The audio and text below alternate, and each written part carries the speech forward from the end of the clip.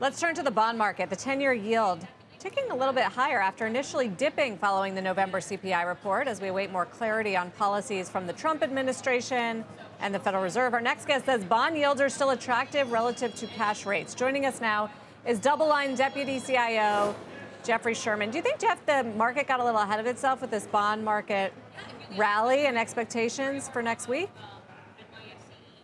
Well, I think, Sarah, it's been a bond market that if you rewind the clock back to like November of last year, that the rates market has been really begging for cuts, really since Jay Powell said that they're done hiking. And so you've had this kind of dynamic where you've had these rate rallies that occur quite quickly, and then we spend about 3 or 4 months unwinding them. And that's happened twice this year. It happened at the beginning of the year, and it happened again during the summer as some of the economic data weakened. And so we saw this repricing, going through kind of the end of September and through the October period where rates tick back up. And then really coincidentally with the election, we've seen rates come down a little bit. But really, we're kind of mired in this zone here. And so I know all of us like to look at the markets and like to dissect it over, 0.1% moves and stuff of the overall rates market.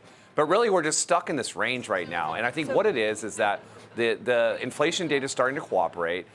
The economic data continues to really chug along. We still are growing at what we had been over that kind of pre-GFC to post-pandemic period. And so what you're seeing is that rates are kind of finding a home at this, with the 10-year, it's roughly about 4.2%. And so, really, I think what you're seeing now is the bond market is agreeing that the Fed is going to cut next week. And then I think all eyes are going to be over the next roughly, 30 days or 40 days or so to figure out what the next policies are going to be with the new administration. And so I think what you're going to see is like rates just kind of settle in this range for a period of time. And we're going to have to see how these policies and the campaign promises come through to this administration. So you guys at DoubleLine don't have strong conviction buy or sell on treasuries right now? Well, yeah, I mean, look, we did take down our interest rate exposure back in early September when rates kind of got to those, lower levels. We haven't really added that back at this point.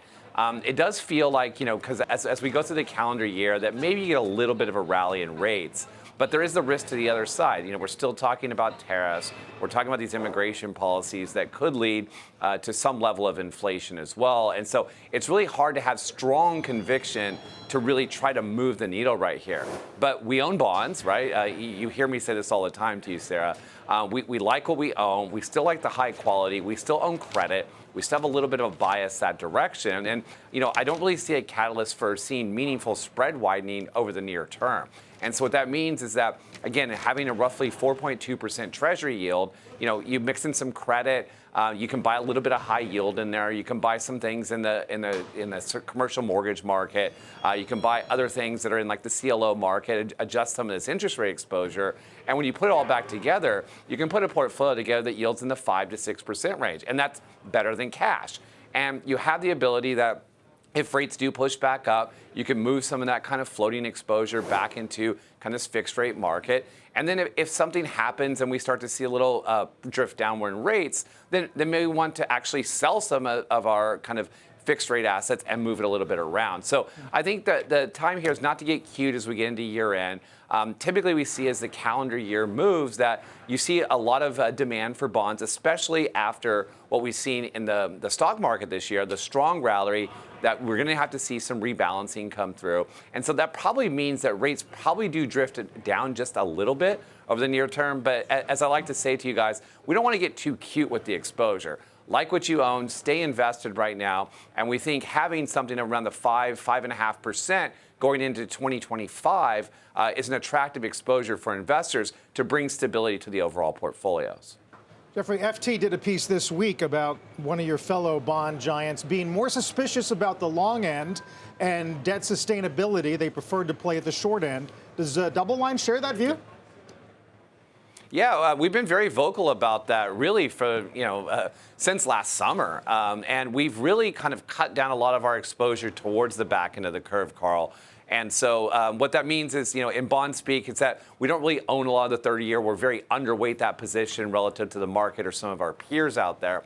And even though a lot of investors have bought kind of the ETFs, something like a TLT that has exposure to that back into the curve because they want to play a rate rally, we think there's better opportunities inside of 10 years. And so you can do that through futures. There's kind of other ways to do that. But in general, owning some interest rate exposure that, let's say, it's kind of inside the 7 to 10 year part of the curve seems pretty attractive to us. And also on the front of the curve, if the Fed were to have to really start to cut rates. But at this stage of the cycle, I think the Fed needs to, after the cut we'll see next week, they're probably going to take a pause. The bond market's back to thinking along the mentality of maybe instead of being every meeting, we're talking about potentially cutting at the quarterly cycles again. But I'm not convinced that the Fed is going to be in a hurry to cut. We see inflation kind of stabilizing at this level. It's stabilizing at a rate that's outside of their comfort zone. And so I think it's right for them to pause at this stage, too. But as you mentioned, unless we're going to really change the fiscal spending and the amount of borrowing that we're doing in this country, it does make the situation somewhat untenable over the medium term. And so although, people want to do a quick trade and say, well, if rates are going to rally, I want to have the most interest rate exposure that I can get in the portfolio, and that is the long Treasury part of the curve. It's been one that's kind of flown in the face of investors. And so right now, we think it does make sense to be cautious. I think that warning is one that investors should really think through the cycle.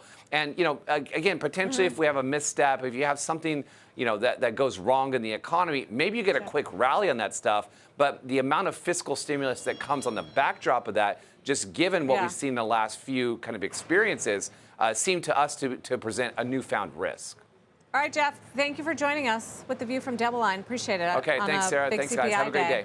Jeff Sherman.